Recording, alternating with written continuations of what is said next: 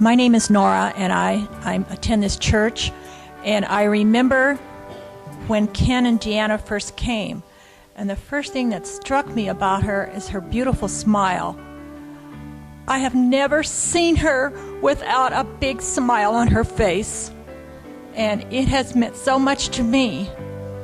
With all her trials and tribulations in her life, she always smiled.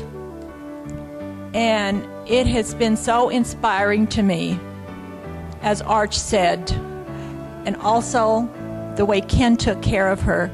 His devotion is just unimaginable. But they have both inspired me so much through my life, and there are no words that can express how much that means to me.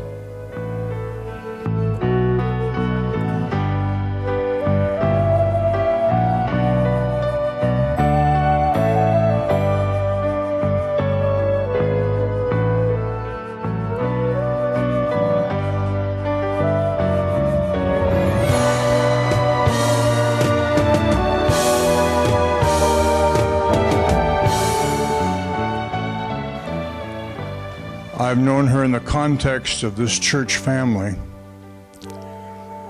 and I've known her in the context of our Apple Valley estate, friends and neighbors. And I wanted to echo the feelings that all of us have of love for Deanna. She has indeed been a very special lady. I also want to just briefly, and I don't want to embarrass Ken, but I want to acknowledge how much we admire his love for his wife, how much he did for her without complaint. I had the privilege of attending a conference with Ken, one of the few times that he was able to be away from his wife in recent years. And I know from what he said that it was a very difficult time for him at times. 24 hours, 7 days a week. He cared so much for his wife. He saw to it that she was taken to various, places and did so many things for her. So I also want to remember a trip that all of us had. There were 4 couples on a cruise to Canada. What a wonderful time we had. It was so delightful to have that fellowship, and we'll always remember those times together. But I just wanted to thank you all for being here too, because I know how much we care, all of us, about this family. Amazing grace, how sweet the sound that saved a wretch like me.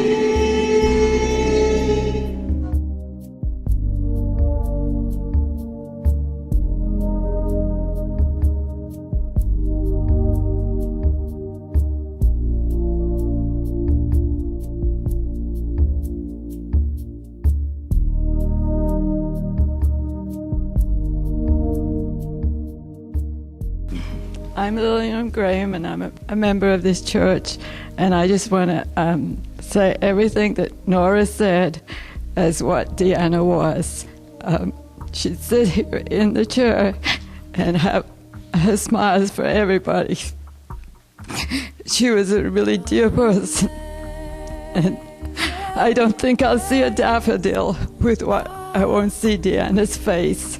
Her house was just covered with daffodils, and she was just one sweet lady. And you'd go to see her, and you'd come away more enriched. You'd go to think you were lifting her up, but you'd leave her house being uplifted.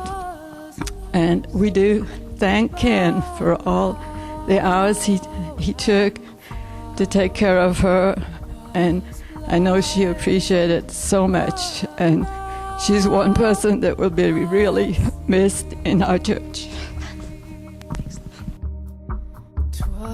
was grace that taught my heart to fear, and grace my fears relieved.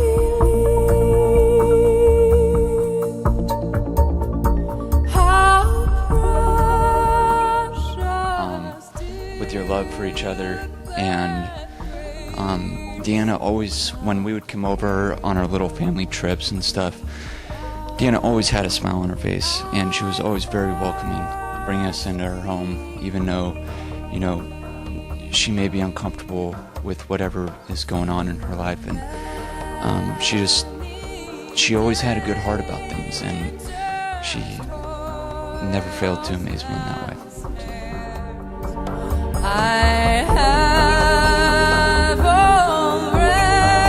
She loved her grandchildren with her entire heart. Years before they were born, she bought books and dresses for them. She spent her last years living for them. As her health declined, her love for them grew stronger. When she could no longer read, she created stories for them.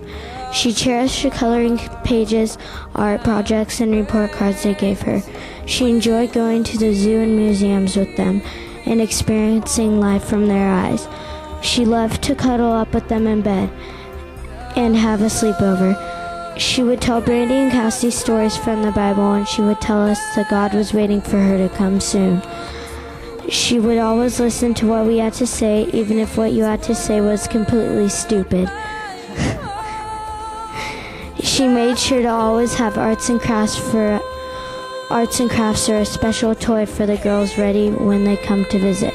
She was a loving, caring, creative, funny, and lively mother, wife, grandma, and friend. She was a joy and an inspiration to have around. I will love her and be thankful for the life she gave me.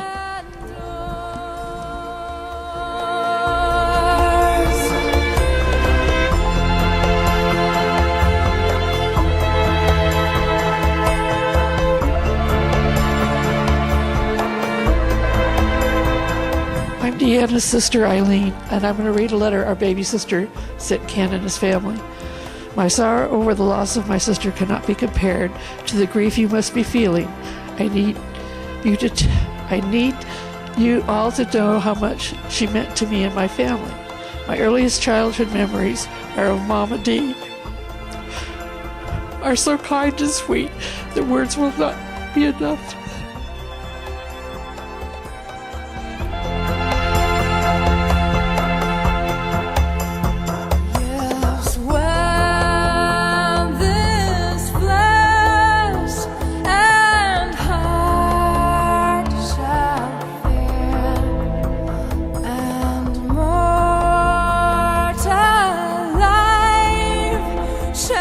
In remembering and honoring my mother's life, I would like to share with you some of my fond memories. My mother rocked and read to me nightly. She inspired her love of reading in me. For that I am grateful. She always tried her hardest to make my childhood a magical experience. She succeeded. She made me believe in Santa Claus, the Tooth Fairy, and an assortment of other mystical critters. She made a pink canopy bear appear in my room for Christmas. She loved to watch Disney movies. She made me believe that the characters in Disneyland were real. She made the nights when my father was away fun. She let me sleep in her bed, and we had sleepover parties. She loved to eat fish and chips, Casper's hot dogs, shrimp tempura, and chocolate eclairs. She frequently smelled of Babe and Chantilly perfume. She was the mom that was always there for brownies, dance, and softball. She put my father and I in front of herself. She was truly selfless and very, very caring. She would spend time listening and giving advice to my problems without ever mentioning any of her issues, except for an occasional suggestion for me to bear up. She called almost every night on the telephone. I will miss sharing those days' adventures with her. She would often close each call with our own tete-tete, ciao, good night, telling me and the girls that she loved us.